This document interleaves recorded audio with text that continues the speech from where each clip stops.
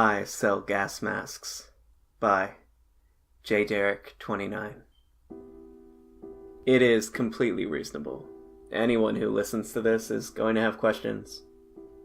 I want you to prepare yourselves for disappointment now before you continue listening. If you think that's an unfair request, then you should either stop listening or find a way to deal without knowing. In return for your understanding, I will be upfront about my motives. I'm not trying to change the world or pursue justice for the individuals involved. Instead, I'm using you as a way to hopefully get a little sleep tonight. Everything you read here is meant to ultimately achieve this goal and nothing more. From the outside, the store looks little more than the average gas station. A small square with 3 sides covered in windows with a large canopy jutting out over 4 pumps, with nozzles and electronic displays on both sides. It wasn't that long ago that the displays had been those old plastic wheels covered in numbers that actually turned up as the gas entered the vehicle, and the price went up. I thought they added this old-timey vibe that the customers enjoyed, but I was assured an upgrade would bring in more customers to the store. People like working with the tools they're accustomed to, I suppose. One of the new pumps supplies diesel fuel, so I guess I traded in one gimmick for another. It was about as busy as any other day. It was getting to be about noon, and I had only one customer come in earlier in the day. Another car had driven up earlier, but they hadn't stopped to gas up or look through my supplies. I'd felt that all too familiar twinge of disappointment when I watched a car drive past, the driver not even looking in my direction. They say this stretch of road used to be one of the busiest in the state before Eisenhower built the highways. That was long before my time manning this station now. And honestly, it didn't bother me one way or another if no one passed. But if they were gonna pass, they may as well stop. The company had tweaked the system a few times over the years to build foot traffic in the area. They built billboards every 5 miles, about 100 miles out. Big red, yellow fuckers that said something like, "No, this is not a mirage. Stop at the filler up to get the last gas in 100 miles. And, all the sand is making me thirsty. Gas up and get a refreshing drink at the filler up." Apparently some scientist said red and yellow makes people act on impulse instead of logic. But I don't think the messages about gas and food are what draws people into my shop. I'm not saying the bigwigs are wrong or anything. I don't understand the science of colors making me do things, but I have noticed a tingle from my subconscious every time I drive past a McDonald's sign since I read the memo. There's probably something to it, but I think people stop because in every corner of these signs, there's the message, "We sell real gas masks." Below is a little picture of a World War I gas mask with the big lifeless bug eyes and a pig snout staring at you. You pass that once and it's odd, but you forget about it in a mile or two. Maybe you file it away just to mention it to your friends or family at the end of your drive. Just some anecdote to move the conversation along when you run out of things to say. You pass it again, 5 miles later, and it's something you are now far more aware of how odd it is for a gas station in the middle of nowhere to be advertising gas masks. You pass it 8 more times over the course of about 90 miles, and you start to have questions in your head like, who the hell sells gas masks? Why is it so important that I know where to get a gas mask? Do I need a gas mask right now? Eventually the curiosity and the absurdity gets to most people, and they decide the filler up is as good as any to gas up and get some snacks. It's rare I don't see a customer before they get to the front door, but I had briefly been hypnotized by the long expanse of sandy flatness out the side of the window of the shop. I vaguely remember thinking about how there wasn't even a distant mountain range to distract from the beige nothingness in front of me. I felt like I practically jumped out of the chair when the automated sensor dinged as the man entered the shop. But in reality, I probably just turned my head towards him a little too fast. Either way, he knew I had his attention. He just nodded from behind his sunglasses and made his way to the drink section at the back of the store. I knew how this worked. I've been at this for more than a handful of years at this point. They never came in and asked me directly about the real reason they decided to stop. They go about putting on a show, like looking for snacks, grabbing a Coke, or using the pisser first. Like somehow it matters to me that they stop to look at the odd gimmick of a gas station in the middle of nowhere. No, that's probably not right. They're probably just trying to prove to themselves that they weren't tricked by a bunch of billboards. I watched him on his way back to the front of the store. He was a younger man, probably in his late 20s, with long blonde hair tight and tied up like some kind of ancient Viking. He was built like you picture one of those ancient warriors to be. Although I don't think his khaki shorts and black tank top would have fit in very well with pillaging and plundering. Even with his eyes blocked by the sunglasses, I could read the disappointment in his eyes. He had looked all around the store, but not a single gas mask in sight. He had been forced to look at the world's most distracting billboards for 100 miles, and not a single sight of the only interesting thing that they promised. "Hey man," he said while placing his Coke and a pack of Reese's Pieces on the counter in front of me. "I think your signs might count as false advertisement." "What about him is false?" I replied, while I scanned the items they handed to me. I knew what he was talking about, and I could have just gotten on with it, but these encounters are my only real entertainment for the day. Sometimes I like to drag him out for an extra few seconds. "I don't see any fake gas masks in here," he answered with a chuckle. It was a fake laugh he did, trying not to sound as disappointed as he actually was. Looking him over, I could tell he was young and proud. Two traits that make it hard to admit to a total stranger that you've gotten a little too excited to see some gas masks in a convenience store. "Did you run out?"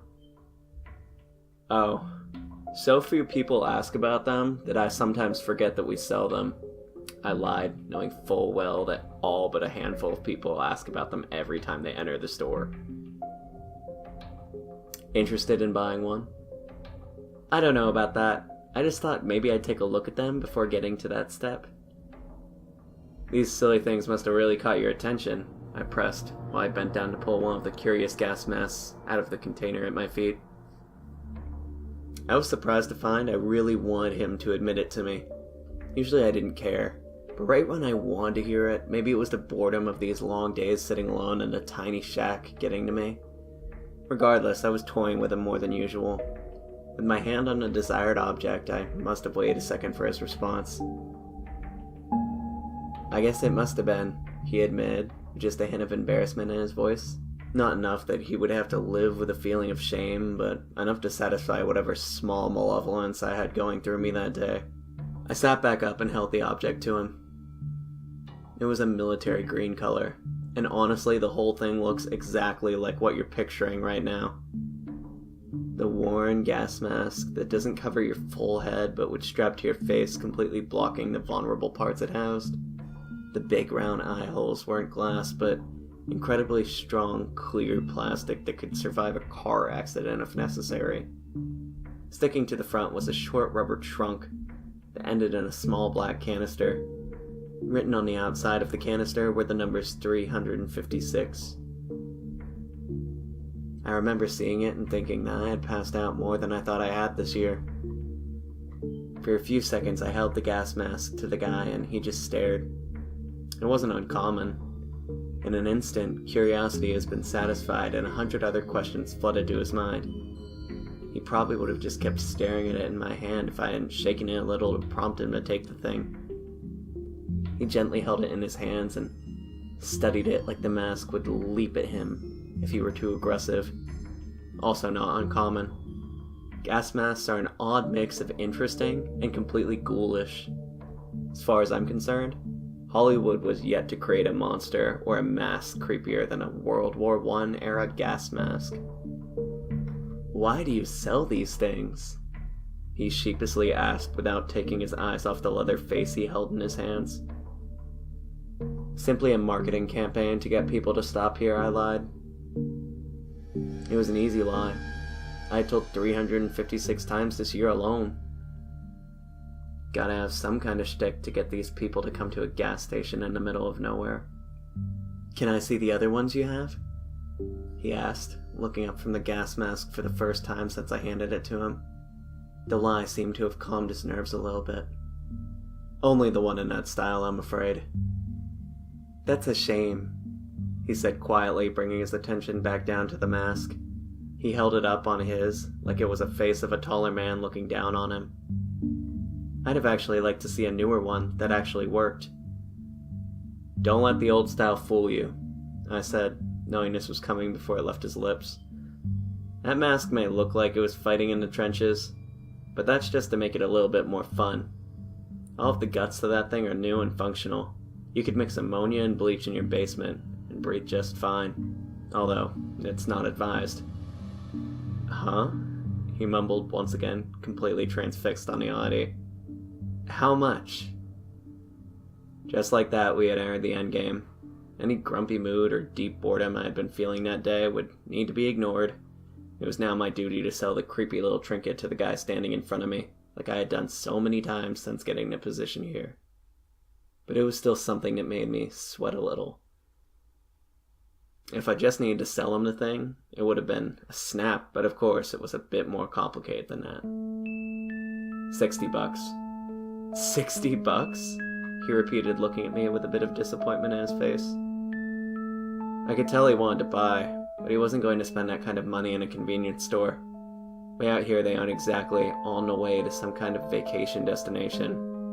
He didn't have a bunch of loose money in his pockets to be spending on something as frivolous as a gas mask that would eventually end up in a closet somewhere forgotten.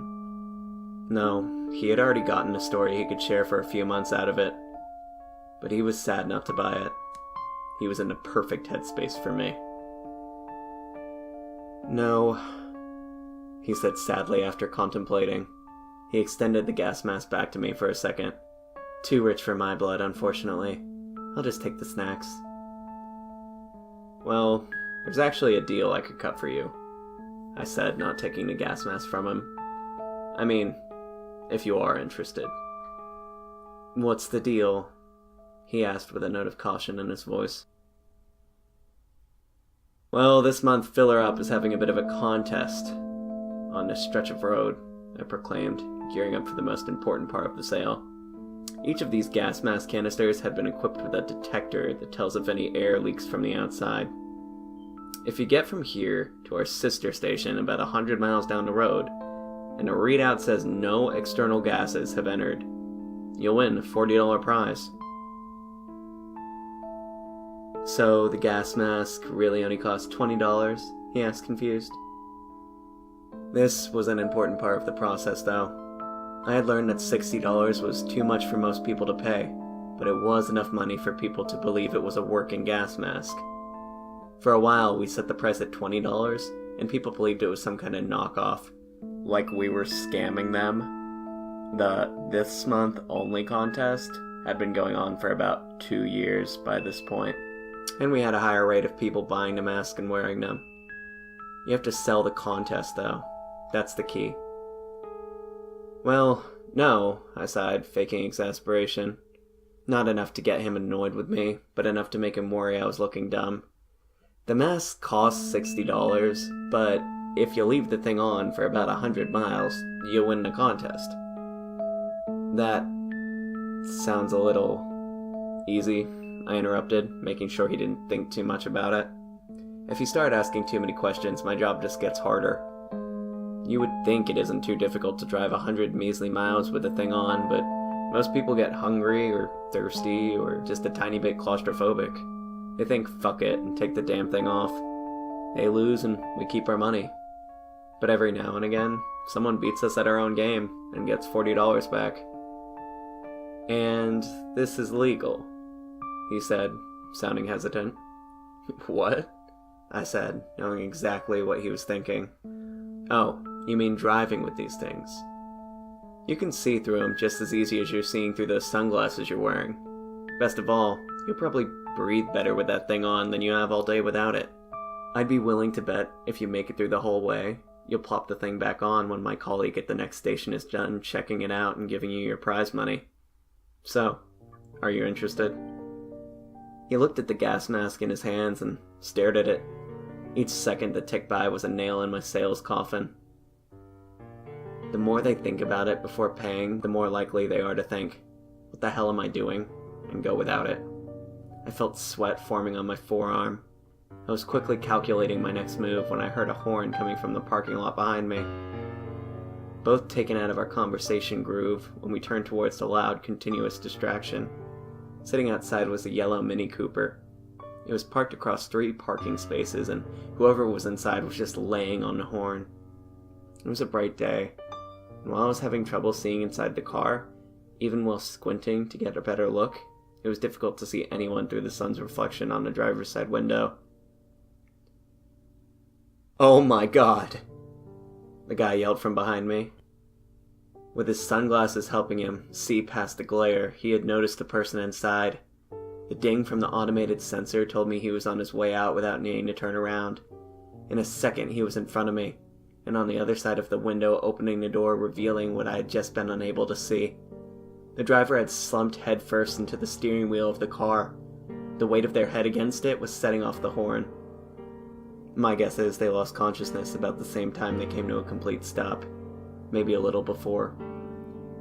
"Ah, hell," I muttered to myself, standing transfixed at the view outside. The man pulling the person off the steering wheel, gently placing their head against the headrest. The honking stopped immediately. It also revealed the driver to be a woman, but you couldn't get too good of a look at her due to the gas mask obscuring her face. Carefully, he moved his hand across her body to unhook the seatbelt, keeping him from getting her out of the car. Simultaneously, I reached my hand down the underside of the counter and pressed a small hidden button beneath it. I didn't need to look. There was no fumbling for the exact spot. It was a quick motion. It only took half a second to complete. My arm was back at my side when I watched him liberate her from the vehicle. When quickly, but cautiously, he started making his way back towards the building, I headed out from behind the counter, and I opened the door for the 2 of them. "Where should I put her?" he asked me, while I pulled the door close behind them. "There's a break room in the back with a couch," I answered quickly, pointing to a door on the wall, in the store, without windows. He dutifully carried the woman towards the back room. He was so focused on getting her to safety, he hadn't noticed me lock the door of the convenience store and flip the open sign to closed. There was probably already a roadblock down the road, and the chances of this being necessary was slim, but it's the procedure for this sort of thing. I followed close behind as I entered the break room, and I closed the door behind us, locking it too, for good measure. Gently, he laid the woman down and placed 2 of his fingers on her wrist, using his watch to take her pulse. He still hadn't removed the gas mask from her face. I sat and listened to the slight wheeze coming from the device as she labored for air. A telltale sign it was faulty. I had never heard of a malfunction happening before, but I wouldn't be the first person to hear about it, even if I had. "What's wrong with her?" the guy asked carefully, letting go of her arm. "Her pulse is normal, but there's definitely something wrong with her." "Maybe she just has some kind of sleeping disorder," I asked in a clumsy attempt to try and give an answer that would satisfy. He didn't give any acknowledgement to my response. Instead, he turned his attention back to the woman laying in front of him. Specifically, he was focused on the gas mask.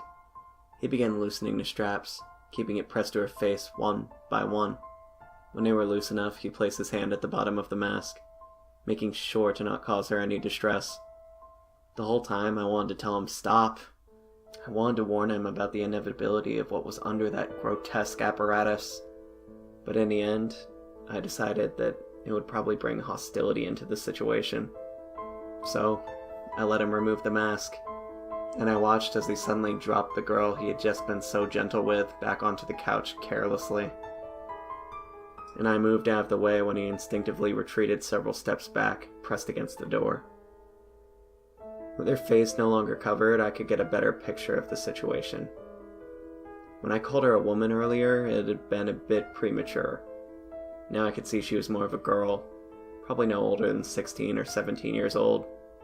Judging by her looks, she was in the later stages of the process at this point.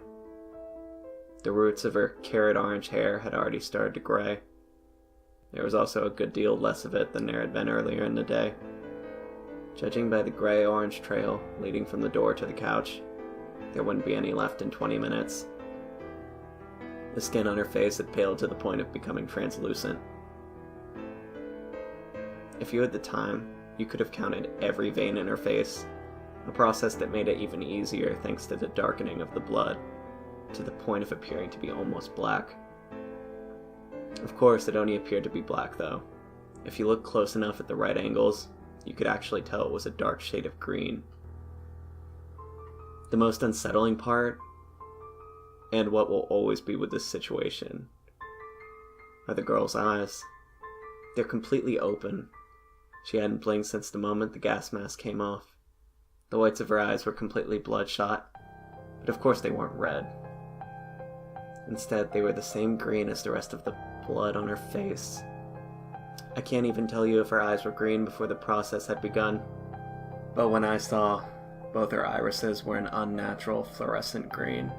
Pupils had contracted to the point of no longer being visible. All of this would have been horrific on its own, for the poor guy when he first saw her, but that's not what scared the piss out of him. Even with him all the way at the other side of the room, pressed against the door, and her head facing towards the ceiling, his unblinking eyes were straining to look directly at him.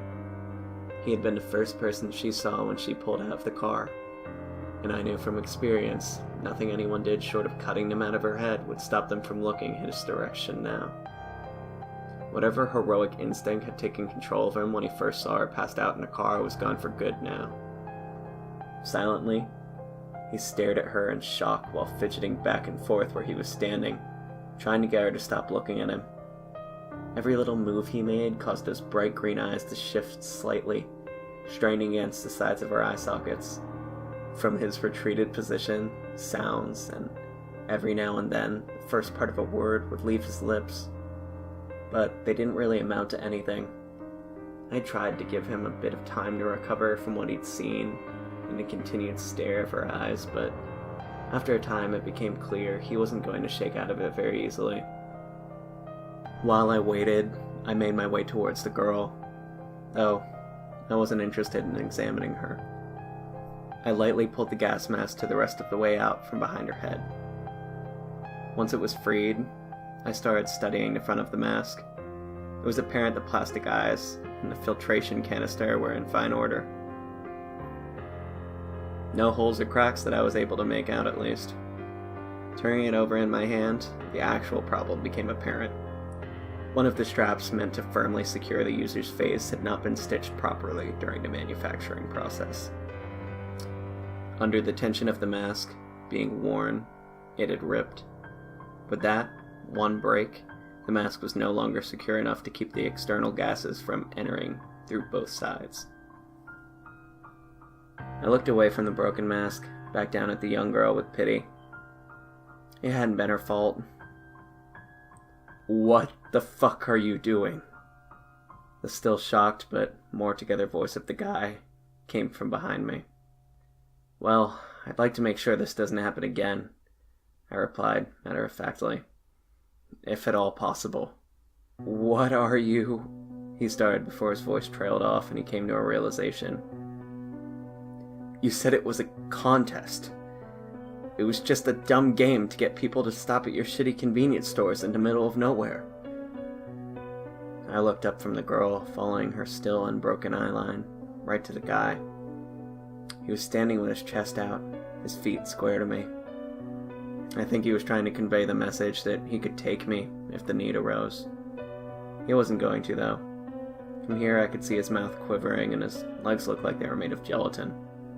Not to mention, every few seconds his reddened eyes broke contact with mine and went back to the solid green irises permanently trained on him. "I need answers. Now," he ordered, unconvincingly. I'd be lying if I said the thought of telling him everything didn't pass through my mind when he said it. Why it didn't matter if the store actually made money, and the real reason we tried to sell people gas masks to wear over the next 100 miles of road. I could tell him everything that was going on over that stretch of road at the moment, and what had actually happened to cause all of this. I think I was really going to, when the banging at the far wall snapped me out of it. I didn't need to see what happened next. I heard him say, "What the fuck was that?" and I turned around towards the door and the rest of the convenience store. The noise had already caused him to retreat from the far side of the room. I was glad I didn't have to push past him to leave. Quickly, I unlocked the door and stepped through. I was happy to be on the other side, so I didn't have to see the next step taking place. Of course, I could hear every bit of it. Pounding on the wall was a warning to let me know it was going to happen. From the lobby of the convenience store, I could hear the far wall squeak as it was being pushed open to reveal it actually being a door that led to a staircase. The heavy footsteps I heard were a team of 4 heavily armed individuals making their way into the room. The scream I heard was obviously the guy, but it suddenly stopped after a somewhat muffled bang. I sighed. I didn't need to stand by the door to hear the rest. There wouldn't be another bang, but instead the sound of 2 bodies being carried from the room. One would be treated carefully on a stretcher to keep the specimen intact, and the other would be treated with far less respect. Afterwards, there would be a flurry of footsteps and noises in the room. I waited another 5 minutes and I entered the break room. It would be like nothing had ever happened there. At all. I headed back to the front door of the convenience store. I unlocked it and turned the sign back around to tell incoming customers that it was open. I also made a note that the guy's car and the yellow Mini Cooper were nowhere to be seen. But that was par for the course. I made my way back to my usual spot behind the counter and I pulled out my phone. To my colleague manning the other station 100 miles down the road, I texted, "I just noticed one of my masks had a faulty strap. Almost sold it to someone. Make sure to check yours when you get a second."